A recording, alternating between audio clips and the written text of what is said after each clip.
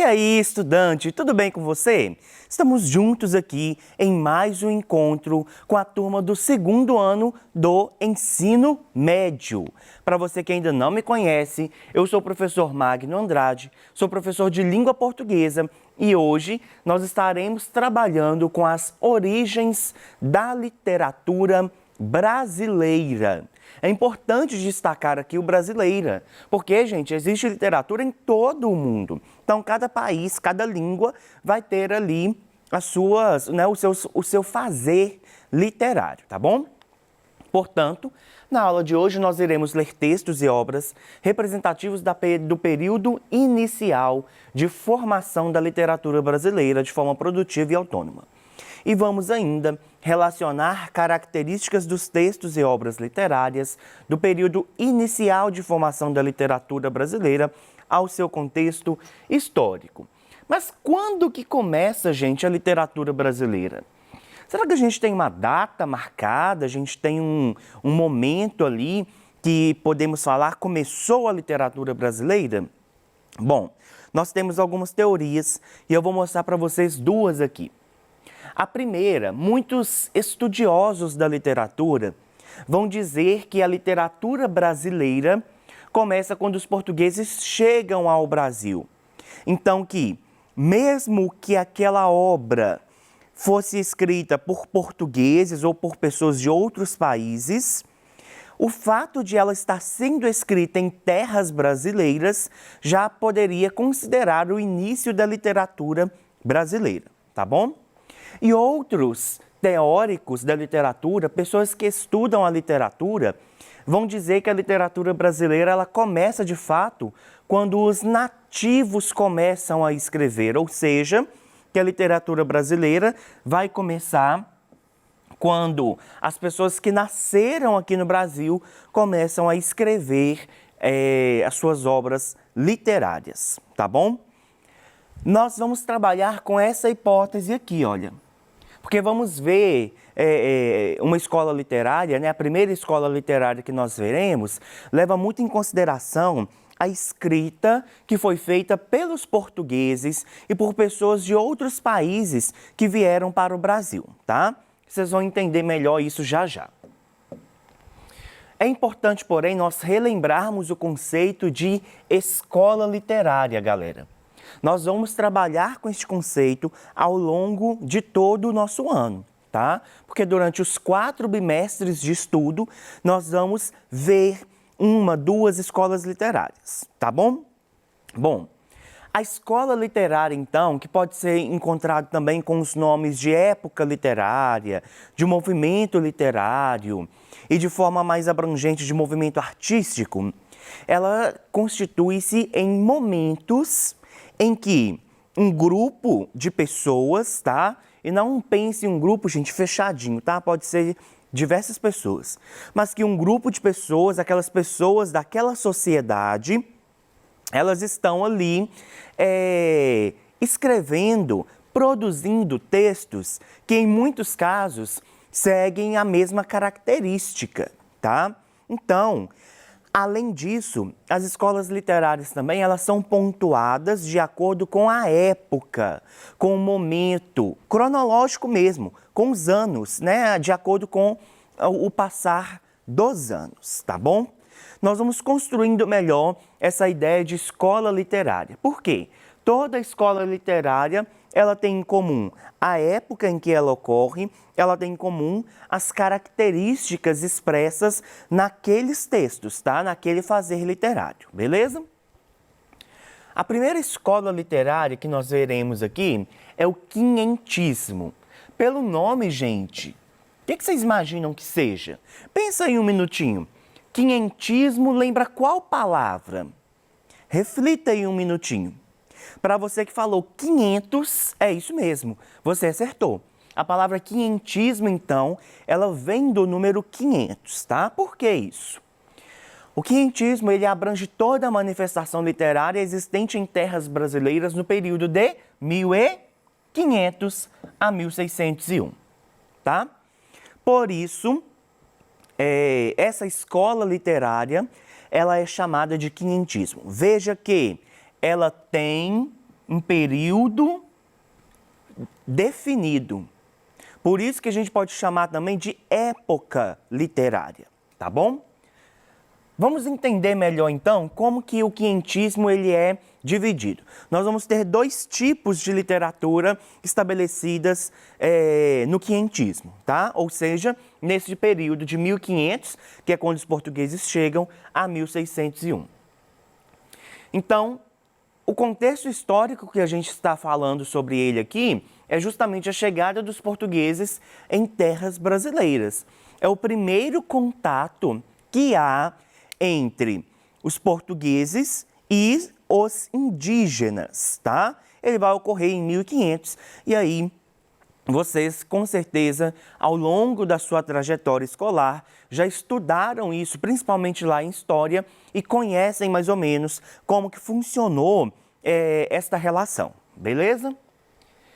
E aí, os dois tipos de literatura que eu falei com vocês. O primeiro é a literatura de informação. Presta muita atenção nisso, tá? Para não confundir com a outra que nós vamos falar.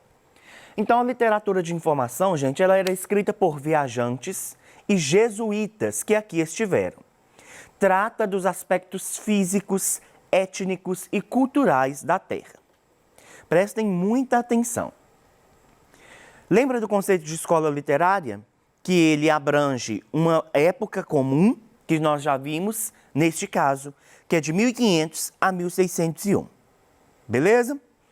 E característica? A característica também é comum.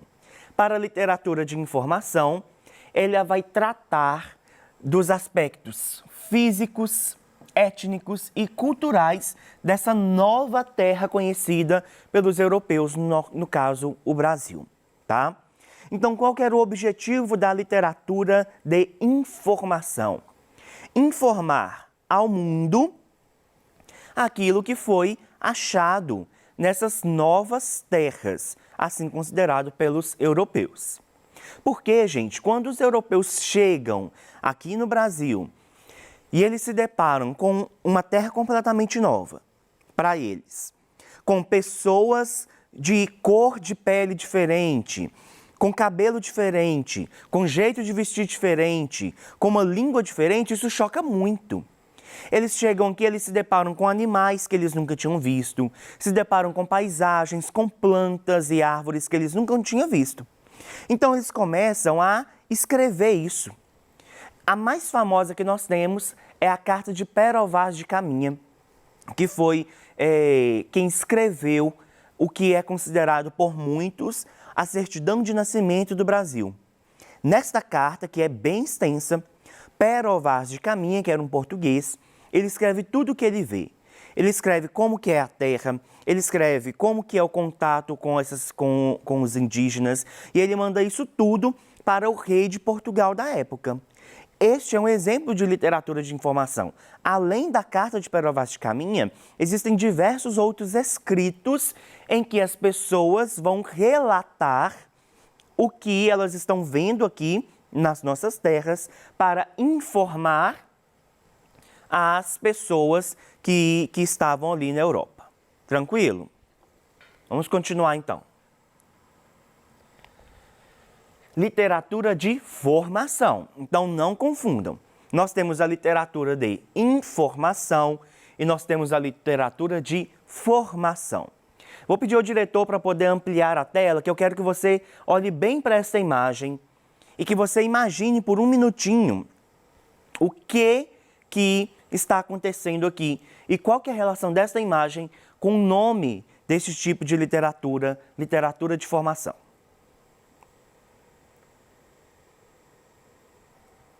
Veja bem, nós temos aqui então um altar, aqui ao fundo. Nós temos dois padres, né? Pelas vestimentas, nós podemos imaginar que sejam padres, tá? E pelas imagens, né? Pelos objetos que estão aqui neste altar, a gente pode imaginar então que trata-se realmente da religião católica. E aqui nós temos os indígenas, olha, um chegando meio desconfiado, os outros olhando, olha a desconfiança dessa mulher aqui, né? Ela está olhando meio de lado. Então, há uma desconfiança dos indígenas. Você vê que tem um padre ajoelhado diante deste altar e um outro padre falando algo para esses indígenas. Por que essa imagem ilustra bem a literatura de formação, gente? Porque a literatura de formação é aquela produzida pelos jesuítas, com a finalidade de converter os indígenas ao catolicismo.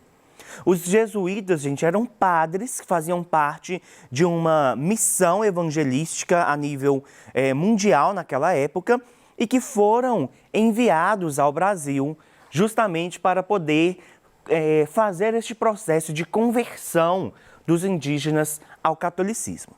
Então, a literatura de formação era uma literatura escrita pelos padres com o objetivo de converter os indígenas ao catolicismo. Entre essa literatura havia muitos sermões que eram escritos e havia também até peças de teatro, porque o teatro era uma ferramenta para que os padres pudessem se comunicar com os indígenas. Pensa, se eu tenho uma língua, se a língua não é o suficiente para a comunicação, eu vou utilizar dos gestos. Já viu em filme, na TV, alguma coisa assim? Quando uma pessoa se depara com outra que ambas não falam a mesma língua, elas tentam se comunicar por gestos. Então, se eu pergunto quantas horas para a pessoa não entende, porque ela não entende minha língua, eu pergunto. Eu faço algum gesto para poder me comunicar com aquela pessoa, tá? E é isso que eles faziam. Eles escreviam, então, peças de teatro com o objetivo de fazer com que aquela mensagem que eles queriam transmitir realmente chegassem aos indígenas. Tranquilo, gente? Vamos continuar, então. Vejam só essa questão, olha. Sobre a literatura produzida no primeiro século da vida colonial brasileira, é correto afirmar que, vejam, ela é constituída por documentos que informam acerca da terra brasileira e pela literatura jesuítica. Então, prestem muita atenção. Documentos que informam, literatura de informação sobre a terra, né? E pela literatura jesuítica. Gente, vocês não confundir. Sempre lembre de Jesus quando vocês verem a palavra jesuítica, que aí vocês vão lembrar que são os padres, tá bom? Porque realmente essa palavra jesuítica, ela vem da palavra Jesus, beleza? Esse, então, era o objetivo da literatura feita no quinhentismo, ou informar ou formar. Tranquilo? Vamos continuar? Porque agora a gente vai falar do barroco. Era uma arte rebuscada e exagerada, valorização do detalhe, dualismo e contradições, obscuridade, complexidade e o barroco literário, o cultismo e o conceptismo. Galera, presta muita atenção. O barroco, então, ele vai começar após o quinhentismo, ali depois de 1601, tá? E aí, ele tem, durante toda a sua formação e sua produção, um dualismo. Dualismo vem da palavra duas, tá? Então, de um lado, tinham pessoas que acreditavam de certa forma e que escreviam sobre aquilo, e de outra, pessoas que acreditavam de uma outra forma e acreditavam sobre aquilo e escreviam sobre aquilo. Beleza? Aqui a gente tem um exemplo, olha. Aqui embaixo a gente tem uma imagem simbolizando a mitologia que era muito presente em alguns dos escritos da literatura barroca, tá? E aqui a gente tem uma relação com a religião, veja. Veja que é um anjo que está aqui, eu não sei se você está conseguindo perceber, mas aqui tem como se fosse uma espécie de demônio, né, de algo ruim, que estava tentando pegar essa criança e o anjo vem para protegê-la, tá? Então, é nessa dualidade que vai ser estabelecida a literatura barroca, tá? Então, vamos continuar, vamos entender melhor como que funciona este movimento barroco por meio dessa questão. Olha só. Considere as seguintes afirmações sobre o barroco brasileiro. 1. A arte barroca caracteriza-se por apresentar dualidades, conflitos paradoxos e contrastes que convivem intensamente na unidade da obra. O conceptismo e o cultismo, expressões da poesia barroca, apresentam um imaginário bucólico, sempre povoado de pastoras e ninfas. A oposição entre reforma e contra-reforma expressa no plano religioso os mesmos dilemas de que o barroco se ocupa. E aí, gente, nós temos como alternativas, como afirmações corretas, apenas 1 e 3. Vamos voltar, olha. A arte barroca, então, anota isso, viu, gente? Ela caracteriza-se por essa dualidade, por este conflito. Mas qual é, professor, essa dualidade, este conflito? A gente vai achar essa resposta aqui na afirmativa 3. A oposição entre reforma e contra-reforma, que é algo expresso lá na religião. É nessa época aqui que há a evidência, a grande evidência da reforma protestante e da contra-reforma, da tentativa dos católicos de impedir aquele movimento de reforma. E aí são justamente as pessoas que fazem parte dessa dualidade, desses lados opostos, que vão produzir as literaturas vigentes naquela época. Vamos ver então mais uma escola literária, que é o arcadismo, tá? Inclusive, gente, essa afirmativa aqui, olha, imaginário bucólico, povoado de pastoras e ninfas, faz parte das características relativas ao arcadismo, tá? E não ao barroco. Vamos ver. O arcadismo, então, iluminismo, materialismo, antropocentrismo, razão, equilíbrio, amor carnal, criação de universo poético de caráter pastoril e uso de pseudônimos pelos poetas. Essas são as principais características relativas ao arcadismo, que vai ocorrer ali mais ou menos do ano 1701 para frente, tá bom? Então perceba que há um antropocentrismo, ou seja, o homem torna-se centro do mundo, tá? Isso vai ser muito pregado lá pelo iluminismo. Então o homem torna-se centro do mundo, torna-se centro do conhecimento, tá? Então Deus deixa de ser tanto o tema do fazer literário, e o homem e as suas relações tornam-se como centro do fazer literário, tá bom? Tem algo interessante também, que nós já vimos, universo poético de caráter pastoril. Então, galera, no arcadismo, havia um imaginário de que todos ali faziam parte de um movimento pastoril. Eram pastores que cuidavam de suas ovelhas nos campos gregos. E aí há esse imaginário. E devido a este imaginário, há também a criação dos pseudônimos. O que é os pseudônimos? Os poetas assinavam os poemas não com o nome dele, com o nome de nascido dele, mas com o nome que eles criavam para fazer aqueles poemas, tá? É como se fosse um nome artístico, beleza? Que os artistas usam muito hoje aí.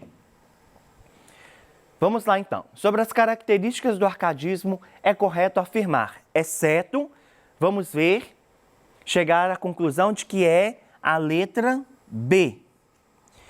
Apego excessivo pela forma em detrimento do conteúdo. O arcadismo defendeu a arte pela arte, um retorno aos ideais literários clássicos. Então, de todas as afirmações que há nessa questão, uma que a gente precisa de excluir é justamente essa ideia do apego excessivo pela forma em detrimento do conteúdo, tá? O arcadismo, então, não defende essa ideia da arte pela arte, um retorno aos ideais literários clássicos. Tranquilo, galera? Bom, na aula de hoje, então, nós lemos textos e obras representativos do período inicial de formação da literatura brasileira, produtiva e autonomamente, e relacionamos características dos textos e obras literárias do período inicial de formação da literatura brasileira e o seu contexto histórico. Essas foram as referências que eu utilizei para a produção desta aula. Muito obrigado pela sua presença e participação e até o próximo encontro.